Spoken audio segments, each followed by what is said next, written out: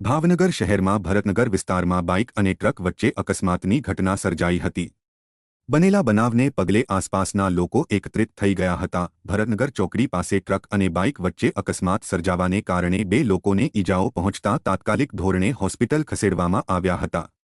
જો કે આ બનાવમાં કોઈ જાનહાનિ થવા પામી નથી। એક રહી ગયા, એકને વાગી।